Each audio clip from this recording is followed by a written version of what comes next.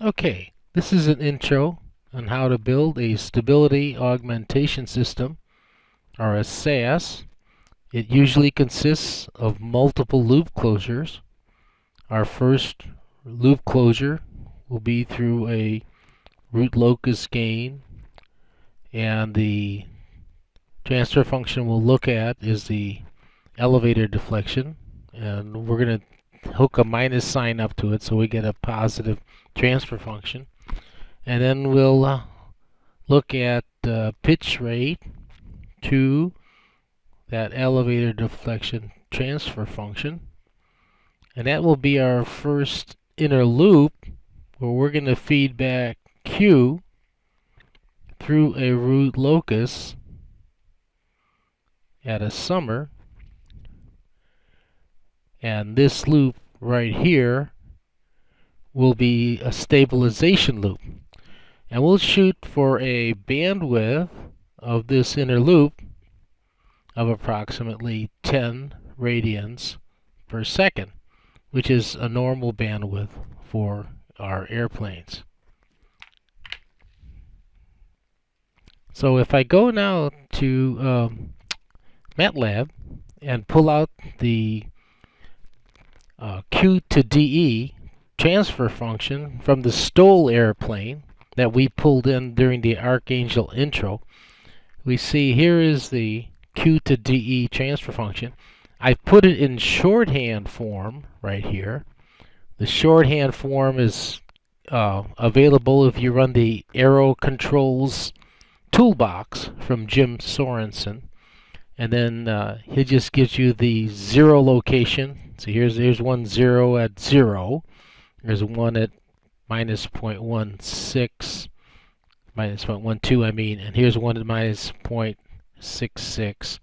And it's got two poles. It's got a phugoid slow pole with a damping of 0.078 at a frequency of 0.2.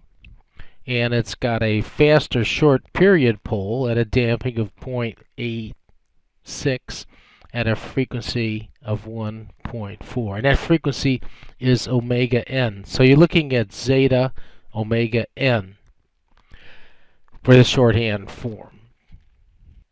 Now you can clean up these transfer functions by using the minreal command. Here I just, minreal will cancel close poles and zeros. It'll put this number at 0, for example. So I suggest you run the minreal command whenever you desire it. And notice what it does here. It takes our QDE and gives us a nice clean 0 and cleans up some of the rest of it. So that's the minreal command, which is in the control toolbox.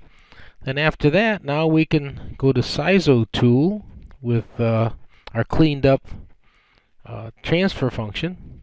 And so here we are looking at the inner loop. And since I want my bandwidth out here to be 10 radians per second, I'll just move this up till the 0 dB crosses right there at the 10.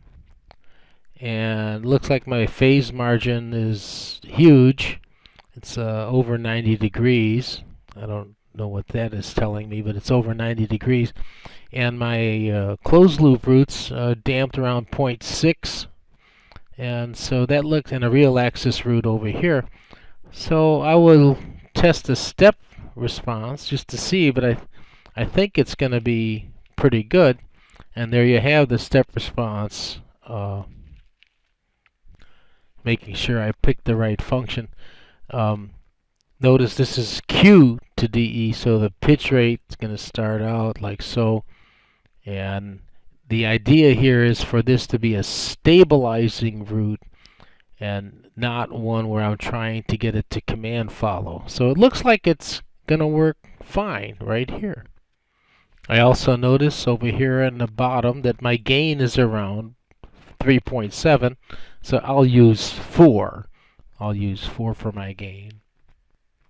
So now I know that my inner loop gain is going to be around 4 1.0 for my root locus gain.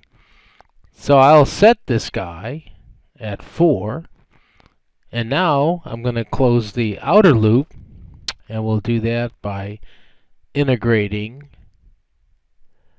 We'll integrate Q to get theta, and let's see if I can do that. Get theta, and then we'll feed theta back through another summer,